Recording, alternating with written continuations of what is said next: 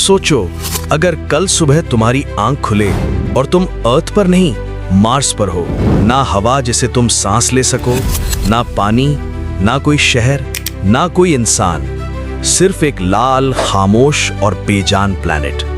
और सबसे बड़ा सवाल, क्या इंसान वहां जिंदा रह भी सकता है, या मार्स सिर्फ एक खूबसूरत ख्वाब है जो हकीकत में एक डेथ ट्रैप बन सकता है। मार्स सोलर सिस्टम का सबसे मिस्टीरियस प्लैनेट। दूर से देखो तो ये एक खूबसूरत लाल दुनिया लगता है। नासा के रोवर्स इसकी तस्वीरें भेजते हैं और साइंटिस्ट्स कहते हैं कि शायद एक दिन इंसान यहाँ कॉलोनी बना लेगा। लेकिन जब हम इस प्लैनेट को करीब से समझते हैं तो पता चलता है कि मार्स सिर्फ एक नया घर नहीं, एक डेंजरस बैटलफील्ड है, जहां इंसान को जिंदा रहने के लिए हर सेकंड नेचर से फाइट करनी पड़ेगी। सेगमेंट 1, मार्स की रियलिटी।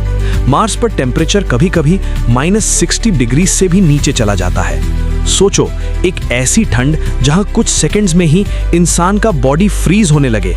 और सिर्फ ठंड ही नहीं, मार्स की एटमॉस्फेयर भी अर्थ जैसी नहीं है। यहाँ ऑक्सीजन लगभग ना के बराबर है। मतलब अगर कोई इंसान मार्स पर बिना सूट के खड़ा हो तो वो सिर्फ कुछ सेकंड्स ही जिंदा रह पाएगा। सेगमेंट 2, मार्स पर जिंदगी का स्ट्रगल। अब मान लो कि हम किसी तरह मार्स पर बेस बना भी लें, फिर भी प्रॉब्लम्स खत्म नहीं होती। पानी कहां से आएगा, खाना कैसे उगाया जाएगा, और सबसे बड़ी प्रॉब्लम रेडिएशन। मार्स के पास अर्थ जैसा मैग्नेटिक शील्ड नहीं है। इसका मतलब स्पेस से आने वाली डेंजरस रेडिएशन सीधा सरफेस तक पहुंचती है। अगर इंसान वहां ज्यादा टाइम तक रहे तो कैंसर का रिस्क बहुत ज्यादा बढ़ जाता है। Segment 3, psychological reality.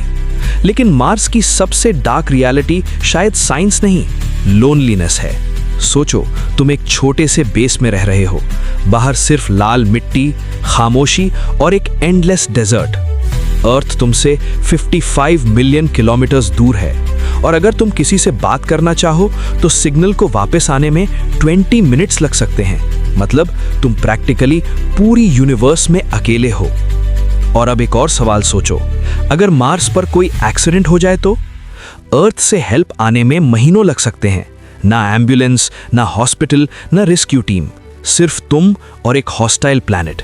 यानी मार्स पर रहना सिर्फ साइंस का एक्सपेरिमेंट नहीं, ह्यूमन सर्वाइवल का सबसे बड़ा टेस्ट होगा। लेकिन फिर भी इंसान मार्स पर जाना क्यों चाहता है? शायद इसलिए क्योंकि इंसान की हिस्ट्री में हर नई डिस्कवरी पहले इम्पॉसिबल लगती थी।